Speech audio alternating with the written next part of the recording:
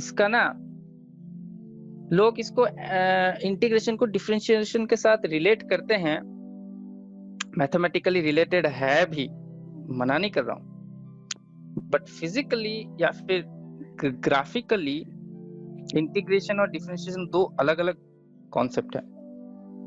Integration का need कहाँ से आया और डिफरेंशिएशन का नीड कहाँ से आया, दोनों का ओरिजिन अलग है। डिफरेंशिएशन का नीड कहाँ से आया था? डिफरेंशिएशन का नीड कुछ ऐसे आया था कि आपके पास एक्स एक्सिस है, वाई एक्सिस है, और आपके पास कोई भी रैंडम कर्व है। अच्छा, ये कर्व यही ट्रेजेक्टरी होता है, क्योंकि ये कर्व जब मैं ड्रॉ करता हूँ y is a function of x लिखता हूँ ना, मुझे आपको बताना पड़ेगा ये y is equals to x square है या y is equals to x cube है। इन्हीं को ही ट्रेजेक्टरी भी बोलते हैं, ये कर्व जो होता है। इसीलिए जब भी कोई मोशन में आपको पूछे व्हाट इज द ट्रेजेक्टरी, तो स्पेस कोऑर्डिनेट होना चाहिए। ट्रेजेक्टरी का मतलब स्पेस में कैसे मूव कर रहा है, स्पेस में कैसे मूव कर रहा है मतलब स्पेस कोऑर्डिनेट रिलेटेड होना चाहिए एक्स और वाई। तो डिफरेंशिएशन का पॉइंट था कि एट एनी पॉइंट, यहाँ पे वो स्लोप के बारे में डिस्कस कर रहा था। तो ये कॉन्सेप्ट, अब स्लोप स्ट्रेट लाइन का तो बहुत इजीली निकल जाता है। स्लोप का स्ट्रेट लाइन में क्या होता था, दो पॉइंट्स थे, स्लोप का फंडामेंटल डेफिनेशन ही था कि y2 minus y1 divided by x2 minus x1। मतलब जैसे ही आप x में मूव कर रहे हो इस डायरेक्शन में, तो y में जैसे मूव करते हो तो कितना मूव करते हो। तो ये स्लोप का फंडामेंटल डेफिनेशन है, बट ये डेफिनेशन एग्जैक्टली थोड़ा गड़बड़ हो जाता है जब आप ऐसे कर्व्ड लाइन पे आ जाते हो। समझ में आया? जो फंडामेंटल डेफिनेशन है, जब आप कर्व्ड लाइन को देखते हो, जो फंडामेंटल डेफिनेशन में थोड़ा सा गड़बड़ी आ जाता है, तो आपने क्या किया, इसी चीज का एक एडवांस्ड फॉर्म निकाला ऐसे कर्व के लिए, और आपने कहा एक और ऑब्जेक्ट है dy बाई dx। अच्छा, dy बाई dx या मैं कहूं df बाई dx, तो मैं क्या बोलता था, इनको मैं जनरल फॉर्म में कैसे लिखता था, मैं लिख देता था y is a function of x, लिखता था कि नहीं जनरलाइज्ड फॉर्म में। ठीक है, इसके अंदर क्या होता था आपको पता है, इसके अंदर कुछ और होता था। क्या होता था, f of x plus dx minus f of x divided by delta x limit delta x tends to 0।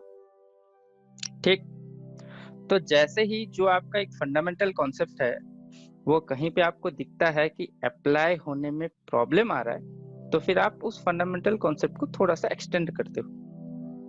Extend करते टाइम थोड़ा बहुत चेंजेस आपको दिखता है, जो कि यहाँ पे रिफ्लेक्ट हो रहा है। स्लोप का डेफिनेशन यहाँ पे थोड़ा सा चेंज होते टाइप दिख रहा है। ठीक, यहाँ तक क्लियर है? बट आइडिया क्या है, आइडिया स्लोप ही निकाल रहे हैं हम। स्लोप जो हमारा प्रिंसिपल कॉन्सेप्ट है उससे नहीं भटक रहे। स्लोप चाहिए में स्लोप ही चाहिए। तो डिफरेंशिएशन से हमने क्या सीखा, डिफरेंशिएशन से हमने सीखा स्लोप कैसे निकालते हैं, और डिफरेंशिएशन के अंदर क्या हो रहा है वो सेपरेटली अंदर ही अंदर होता है। तो आप जब डिफरेंशिएशन करते हो, दो तरीके हैं, इधर आप अंदर का पूरा कैलकुलेट करो, या फिर बुक में जो फॉर्मूला लिस्ट है उसने अंदर का सब कैलकुलेट करके रखा है और आपको बता दिया कि देखो ऐसा है तो ऐसा कर लेना। तो जब आप फॉर्मूला लिस्ट अप्लाई करते हो, किसी और बंदे ने अंदर का चीज कैलकुलेट करके आपको आंसर दे दिया है। ठीक है, ये चीज याद रखो, ये मैं अभी इंटीग्रेशन से रिलेट करूंगा। तो ये हटा देता हूँ, ये तो आपको बहुत ही ज्यादा डिटेल में हमने पढ़ा था। तो दो क्रूशियल पॉइंट्स यहाँ पे ऐड कर देते हैं, एज ए स्टेटमेंट लिख देते हैं, दिमाग में रहेगा। एक, differentiation was related to slope, और सेकंड क्या है,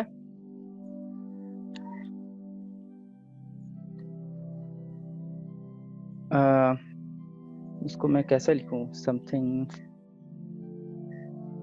अच्छा, inside calculation.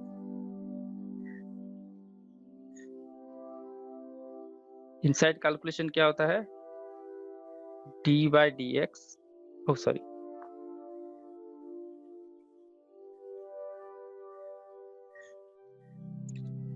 D y by d x, जिसको मैं लिख सकता हूँ d by d x of f of x, क्योंकि कोई भी कर्व को जनरली हम रिप्रेजेंट करते हैं y is equal to f of x.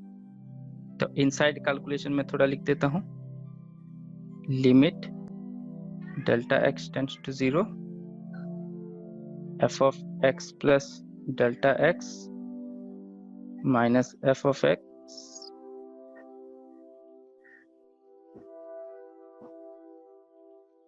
Divided by delta x. ये हो गया दो समरी पॉइंट जो रिलेटेड हैं डिफरेंशिएशन से। इसी पॉइंट को हम इंटीग्रेशन में एक्सटेंड करेंगे। तो इंटीग्रेशन का कोर आइडिया क्या था, क्यों इन्होंने इंटीग्रेशन निकाला? तो मैं सिंपली आपको बता देता हूं। पहला तो पॉइंट, थर्ड पॉइंट बहुत इंपॉर्टेंट है, मैं थोड़ा लिख देता हूं यहाँ पे। थर्ड पॉइंट, स्लोप का जो जनरल फॉर्मूला है वो है slope m is equals to y2 minus y1 divided by x2 minus x1। Slope का जब आप ये कॉन्सेप्ट कुछ ऐसे जगह पे अप्लाई करते हो कि ये डेफिनेशन का थोड़ा सा मॉडिफिकेशन चाहिए, तो आपने क्या निकाला?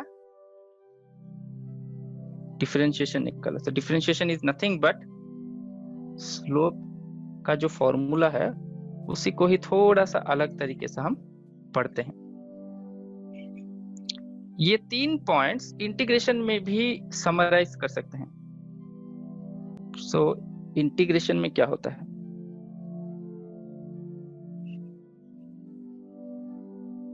इंटीग्रेशन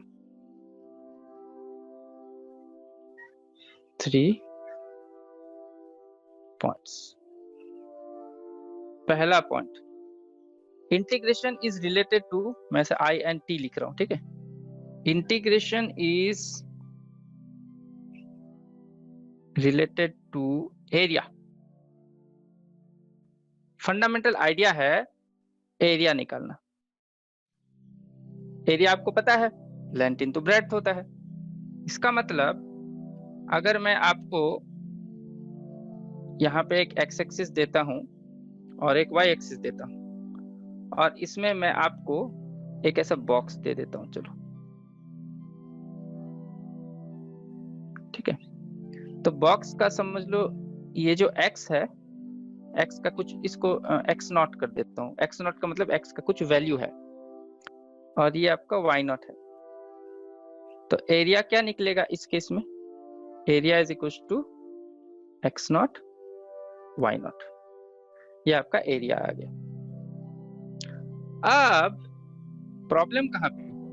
आप बोलोगे सर एरिया में क्या प्रॉब्लम है, एरिया तो सिंपल है। नहीं, एरिया में भी प्रॉब्लम आया। अगर मैं आपको कह दूं ये x है ये y है, तो इससे पहले हमारा लाइन क्या था, मैं उसको थोड़ा सा ना रेड कलर दे देता हूं। तो ये हमारा एक्चुअल लाइन था, रेड कलर का लाइन। ओहो, हाँ, ये हमारा एक्चुअल रेड कलर का लाइन था जिसके नीचे हम एरिया कैलकुलेट करते हैं। फिर से बता रहा हूँ, यहाँ पे एक रेड कलर का लाइन है जिसके नीचे हम एरिया कैलकुलेट करते हैं। अगर मैं लाइन थोड़ा सा ऐसा टेढ़ा मेढ़ा दे दूं और मैं आपको बोलूं कि ये जो टेढ़ा सा लाइन है, कर्व्ड लाइन है, इसका इस पॉइंट के नीचे जाओ और एरिया निकालो, तब क्या झमेला होगा? लेंथ और ब्रेड्थ कैसे डिफाइन करोगे पूरे सिस्टम के लिए? ना ये ट्रायंगल है ना रेक्टेंगल है, ये तो कुछ अजीब सा शेप बना रहा है। यहां से प्रॉब्लम चालू होता है। तो इंटीग्रेशन, तो थर्ड पॉइंट यहां से डायरेक्ट मैं क्या लिखूंगा? थर्ड पॉइंट में लिखूंगा कि जैसे एरिया है, और एरिया मुझे पता है लेंथ इनटू ब्रेड्थ होता है, इसका जब कॉम्प्लिकेटेड चीजें आ जाता है, कोई ऐसा कर्व आ जाता है जिसके नीचे एरिया निकालना डिफिकल्ट है, तो मैं क्या बोलूंगा? तो एरिया का एडवांस्ड वर्जन आपका इंटीग्रेशन है। जैसे स्लोप का थोड़ा सा एडवांस्ड वर्जन आपका डिफरेंशिएशन के अंदर हम मैथमेटिक्स करते थे, तो इंटीग्रेशन भी ऐसा होता है। अब इंटीग्रेशन का अंदर क्या होता है, इनसाइड कैलकुलेशन। अब डिफरेंशिएशन के अंदर तो आपको पता है क्या होता है, अब इंटीग्रेशन के अंदर क्या होता है इसको हम समझेंगे, ठीक है। अच्छा, अगर आप होते साइंटिस्ट, रिसर्चर उस टाइम पे, पुराने टाइम पे, और आपको मैं ये क्वेश्चन पूछता कि यहाँ पे जो कर्व है इसके अंदर एरिया निकालना है, आपको मैं क्वेश्चन पूछता, क्या करते आप?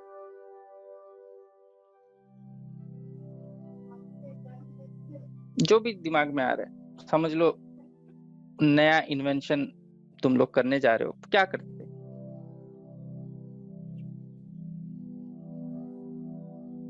शाश्वत सर वो उसका इनिशियल और फाइनल पॉइंट को सर ज्वाइन कर लेता पहले। हाँ चलो, ये एक ओरिजिनल आंसर कोई दे रहा है, तो चलो आज सबके आंसर्स लेते हैं, ठीक है। तो स्टूडेंट रिसर्च, तो पहला पॉइंट फिर से मैं ड्रॉ कर देता हूँ, एक्स और वाई, और अपना कर्व थोड़ा सा ऐसा है, हमारा फेवरेट कर्व कौन सा है, y is equal to x square, इसी के साथ ही हम काम करते हैं। और प्रॉब्लम क्या है, इस पॉइंट के नीचे एरिया निकालना है। मैं थोड़ा नाम दे देता हूँ, ओ ए और बी। हाँ शाश्वत, अब बोलो क्या बोल रहे थे? सर OA को ज्वाइन करूंगा सर। ओ ए को ज्वाइन कर दोगे तो तुम्हारे पास एक ट्राइंगल आ जाएगा ओ ए बी, ठीक। बट अगर तुम ट्राइंगल का एरिया निकालोगे तो तुम्हारे पास एरर आएगा। ये जो ग्रीन कलर का मैंने शेड किया है ना, ये तुम्हारा एरर है।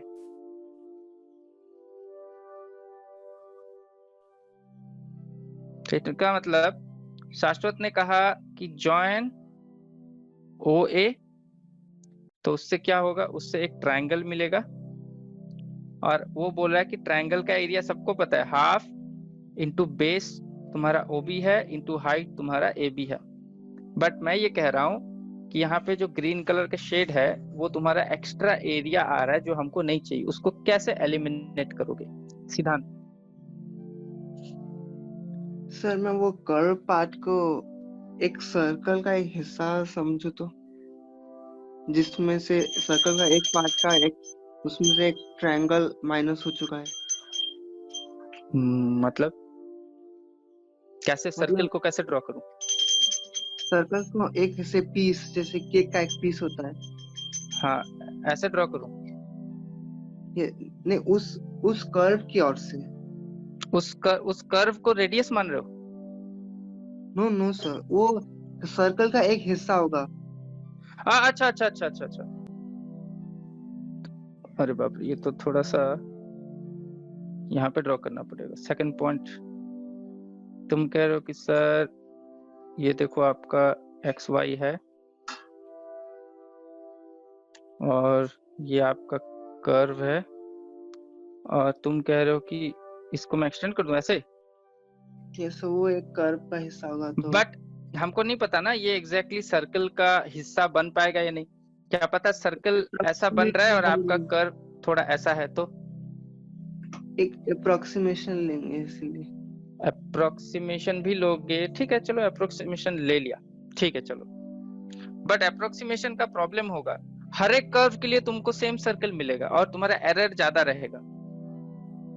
अगर समझ लो मैंने ये कर्व दे दिया, ये कर्व दे दिया, सबके लिए तुम सेम अप्रोक्सीमेशन सर्कल लोगे तो मुझे लग रहा है इशू होगा।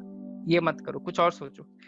पॉइंट इज एरर को कैसे मिनिमाइज करना है, जितना मिनिमम एरर आएगा उतना आपका आंसर एक्यूरेट है। तो शाश्वत ने जो पॉइंट कहा वैलिड पॉइंट है, बट उसका एरर ज्यादा आ रहा है, तो ऐसा मैं क्या करूं कि एरर कम आए?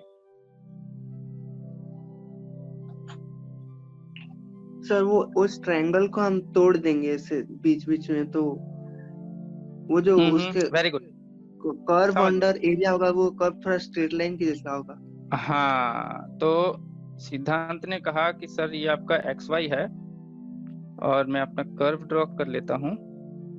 तो सिद्धांत ने कहा कि सर आप डायरेक्टली उसको जो ज्वाइन कर रहे थे वैसे ज्वाइन मत करो, तोड़ दो। तो तुम कह रहे हो मैं एक यहाँ पे ज्वाइन करूं और एक मैं यहाँ पे ज्वाइन करूं तो एक ट्रायंगल ये बन गया और ये थोड़ा सा एक ट्रापेजियन टाइप बन रहा है, ऐसे बोल रहे हो सिद्धांत? यस सर, तो वो जो ओके, तो एक्स्ट्रा यहाँ पार्ट पे है वो थोड़ा कम होता जाएगा। हाँ वेरी गुड। यहाँ पे फिर सिद्धांत के हिसाब से जो एरर आएगा वो मुझे स्ट्रेट दिख रहा है कम है, एरर इज लो, बट फिर भी एलिमिनेट करना है और क्या करूं? फिर भी एरर आ रहा है, मुझे एरर नहीं चाहिए, मुझे एक्यूरेट आंसर चाहिए। क्या करूं, कैसे एरर को हटाऊं?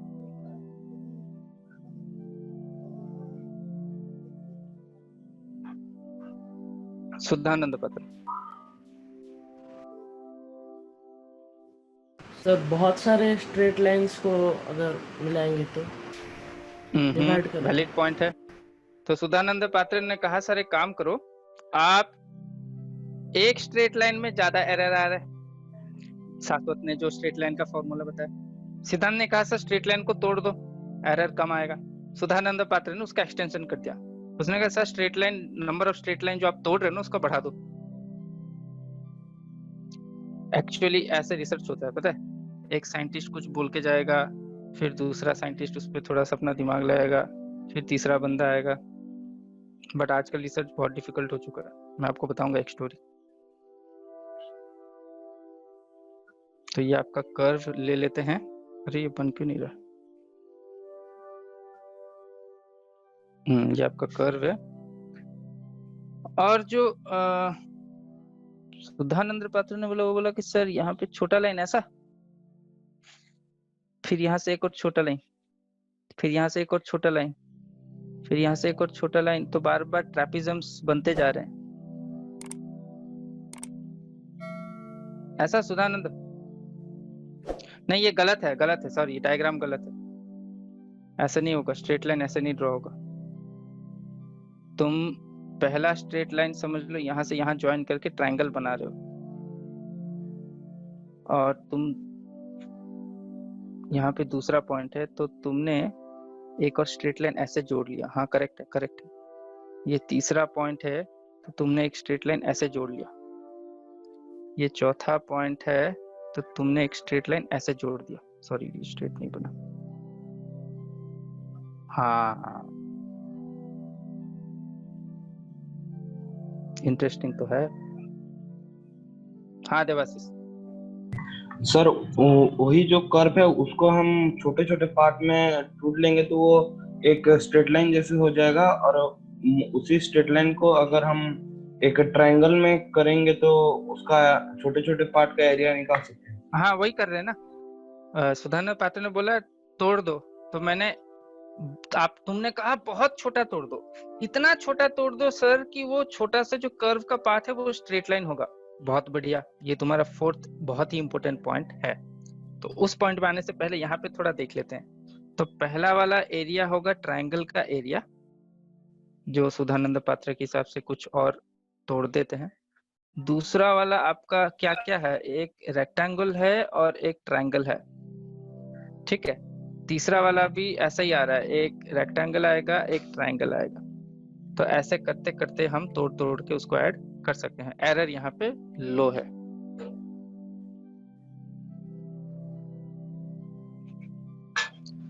अब आता है देवाशीष। देवाशीष ने कहा सर कर्व का छोटा पार्ट तो स्ट्रेट लाइन होता है।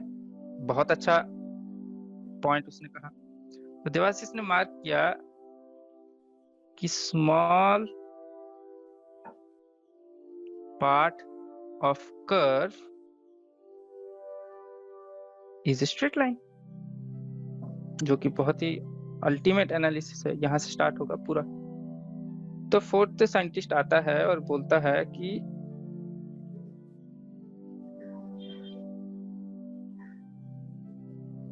ये x है, ये y है, ये हमारा कर्व है।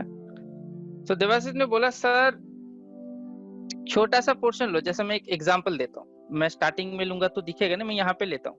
यहाँ पे अगर मैंने ये और ये कंसीडर किया, ये छोटा सा पोर्शन स्ट्रेट लाइन है। तो उसने कहा सर यहाँ से नीचे ला लो, डायग्राम से नहीं हो रहा है। तो उसने कहा ये तो स्ट्रेट लाइन है, अब यहाँ से नीचे लाओ और यहाँ से नीचे लाओ, तो आपका कैसा बन जाएगा? एक मैं जूम करके दे रहा हूँ, तो इसको मैं यहाँ पे जूम कर देता हूँ।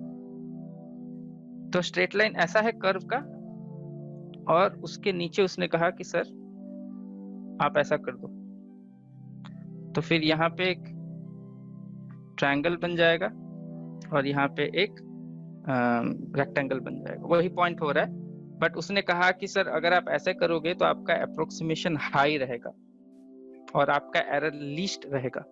तो इस केस में error is equal to least. बहुत अच्छा इंप्रूवमेंट। तो कहीं ना कहीं आपको ये तो समझ में आ गया कि इंटीग्रेशन के अंदर कहीं ना कहीं छोटे छोटे एरिया ऐड हो रहे हैं, इसी वजह से एरर मिनिमम आ रहा है। अच्छा, एरर को जीरो कैसे करूं?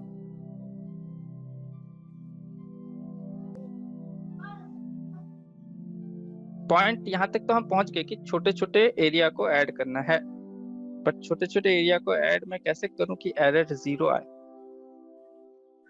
Sir number of area goes to infinity, number of छोटे छोटे पोर्शंस, ठीक है। Yes. तो वो कह रहा है सिद्धांत कि सर एरर आपका जीरो तब आएगा जब ये जो आप छोटा छोटा हिस्से में बांट रहे हो ना, नीचे नीचे करके, उसको आप इन्फिनिट ले लो, इन्फिनिट नंबर ऑफ छोटे छोटे हिस्से, तो आपका एरर जीरो आएगा। यहीं से स्टार्ट होता है आपका इंटीग्रेशन, कि इन्फिनिट नंबर ऑफ छोटे छोटे चीजों को ऐड कैसे करना होता है। ये होता है इंटीग्रेशन के अंदर। आप बोलोगे सर इन्फिनिट चीजों को ऐड करके फाइनाइट आ सकता है क्या? आ सकता है। जैसे कि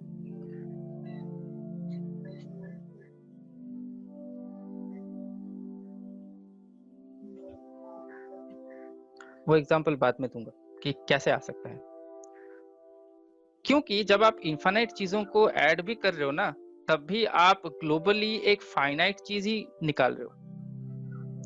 तो इस केस में आप इंफिनिटी के बारे में भी बात अगर कर रहे हो तो भी वो वाला इंफिनिटी नहीं है, क्योंकि ग्लोबली आपके पास एक फाइनाइट चीज है, आप उस फाइनाइट चीज को इंफिनिटी से जोड़ रहे हो, मतलब इनफाइनाइट छोटे छोटे पार्ट, बट ओवरऑल तो फाइनाइट है। आंसर भी फाइनाइट आना चाहिए, ऐसा कोई इन्फिनिटिव आंसर नहीं आएगा। ये तो हमारा हो गया एनालिसिस। अब मुझे कोई करके दो मैथमेटिकल, आपको मैं फंक्शन दे देता हूँ y is equal to x square. एक दो ट्रापिज्म का वैल्यू निकाल के दो, कैसे निकालोगे? तो अब थोड़ा सा मैथ्स पे आ जाते हैं। यहाँ पे आइडिया तो लग गया सबका, करना क्या है। ये एक है, ये x है, ये y है,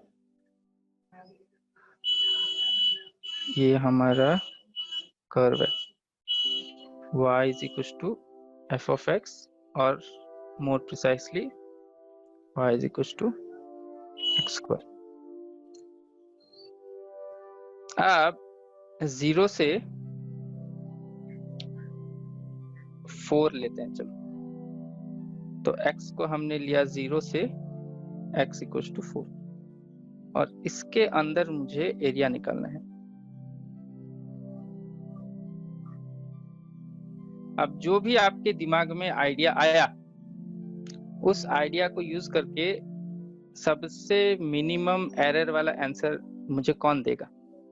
इंटीग्रेशन पढ़ाया नहीं है, जिन्होंने पढ़ लिया है ऑलरेडी वो यूज ना करें, जो भी अभी तक पढ़ा है उसको यूज करके मुझे एरिया निकाल